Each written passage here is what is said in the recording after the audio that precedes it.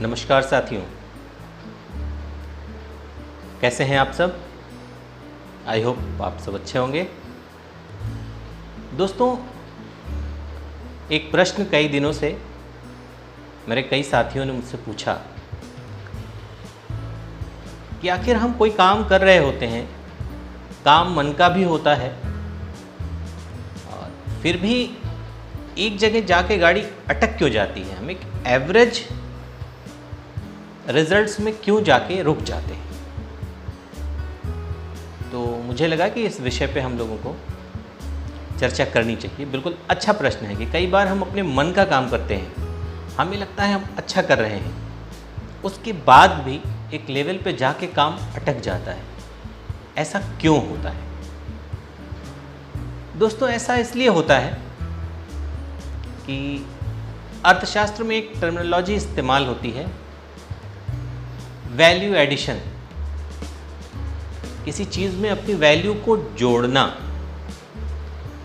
दोस्तों, अगर आप किसी चीज़ की बढ़िया कीमत लेना चाहते हैं, किसी चीज़ से बढ़िया रिटर्न लेना चाहते हैं, तो उसके लिए सबसे ज़रूरी बात है कि आप उसमें कुछ वैल्यू अपनी तरफ से ऐड करिए। जैसे गेहूं है, गेहूं की अपनी एक कीमत है।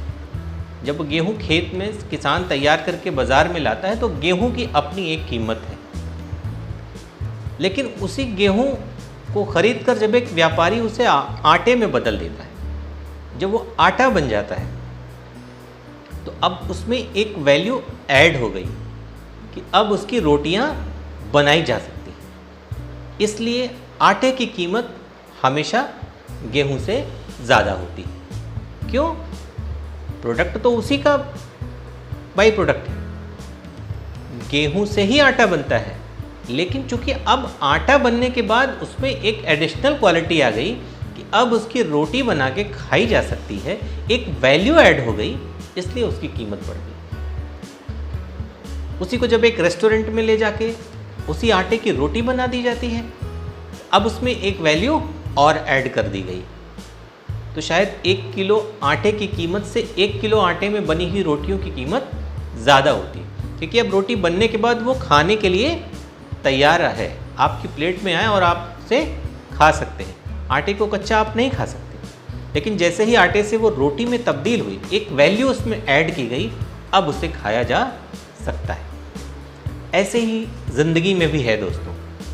किसी चीज़ में जब तक आप अपनी तरफ से उसमें कोई वैल्यू ऐड नहीं करेंगे, अगर वैल्यू एडिशन नहीं हो रहा है आपके किसी भी काम में, तो आप एवरेज रिजल्ट या बिलो द एवरेज रिजल्ट भी आप पाएंगे।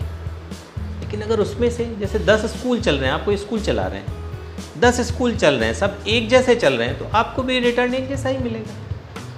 लेकिन अगर आपके स्कूल में कुछ एक ऐसी एक्टिविटी हो रही है जो बाकी और कहीं नहीं हो रही है, और उस एक्टिविटी के कारण बच्चों में जो इम्प्रूवमेंट है वो कहीं बेहतर है और स्कूलों की अपेक्षा, तो आपका कंसिडरेशन और स्कूलों से अलग होगा। आप में एक वैल्यू ऐड हो गई, लोग उसके लिए ज़्यादा पे करने को तैयार होंगे। जैसे एक समोसा बनता है, हर बाज़ार में समोसे की 4, 6, 10 दुकानें मिलेंगी आपको, लेकिन वहीं 5 रुपए का भी समोसा मिल रहा होगा, उसी बाज़ार में 10 रुपए का भी समोसा मिल रहा होगा, उसी बाज़ार में 15 रुपए 20 रुपए का भी समोसा मिलता है। ऐसा क्यों? सेम मार्केट है,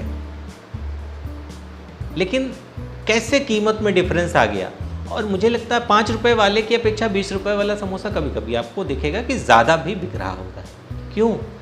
उसने कुछ वैल्यू ऐड करी, चाहे उसका साइज़ बड़ा कर दिया होगा, या उसमें कुछ जो इंग्रेडिएंट्स है उसमें कुछ ऐड कर दिया होगा। किसी ने काजू किशमिश डाल दिया, किसी ने उसमें पनीर के टुकड़े डाल दिए। कोई एक वैल्यू ऐड करके जो और लोगों में नहीं पाई जाती है, वो उसी समोसे की ज़्यादा कीमत वसूल लेते हैं। ऐसे ही ज़िंदगी के हर हिस्से में आपको देखने को मिलेगा कि जिसने भी कुछ एडिशनल वैल्यू अपनी तरफ से, कुछ क्रिएटिव वैल्यू उसमें ऐड करी, वो औरों की अपेक्षा अलग दिखने लगता है। एक तरीके से मोनोपोलिस्टिक अप्रोच आ जाता है, कहीं ना कहीं मोनोपोली का। जैसे जियो आया, जियो ने क्या किया, है तो वो भी एक सर्विस ही, जैसे वोडाफोन और आइडिया की सर्विसेज थी, तमाम सारी कंपनियां थी, धीरे धीरे सब पिछड़ क्यों गई? एक वैल्यू ऐड कर दी, उसने डेटा को बहुत सस्ता कर दिया, जिससे लोग 24 घंटे ऑनलाइन रहने लगे, 24 घंटे अब नेट की सर्विसेज का इस्तेमाल करने लगे। तो ये एक वैल्यू ऐड करी लोगों की ज़िंदगी में कि अब आपके लिए ये एक्सेस बढ़ा दिया कि आप इंटरनेट सर्विसेज का एक्सेस आपके लिए बढ़ गया। जैसे ही ये हुआ, एक वैल्यू ऐड हुई और आप उसके साथ ज़्यादा कन्वीनियंट फील करने लगे और ज़्यादातर लोगों ने वोडाफोन को छोड़ के, आइडिया को छोड़ के, एयरटेल को छोड़ के जियो को अपनाना शुरू कर दिया। एक मोनोपोली क्रिएट हो गई। ऐसे ही ज़िंदगी के हर हिस्से में जो भी काम आप कर रहे हैं, आज से ही आप सोचना शुरू कर दीजिए कि उस काम में आप बाकी लोगों के द्वारा किए जाने वाले तरीकों से क्या नया कुछ दे सकते हैं, क्या कुछ वैल्यू एडिशन आप अपनी तरफ से उसमें कर सकते हैं। अगर आप ऐसा करने में कामयाब रहे तो 100% आप औरों की अपेक्षा ज़्यादा बेहतर ग्रो करेंगे, ज़्यादा बेहतर आपकी ब्रांड बिल्डिंग हो पाएगी। तो अगर आपको वीडियो पसंद आया हो, लगता हो कि आपके कुछ काम की बात हो गई जो आपकी ज़िंदगी में एक वैल्यू ऐड कर सकती है, तो प्लीज़ इस चैनल को सब्सक्राइब, लाइक और शेयर ज़रूर करिएगा। फिर मिलेंगे किसी और दिन किसी और विषय के साथ। तब तक के लिए जय हिंद।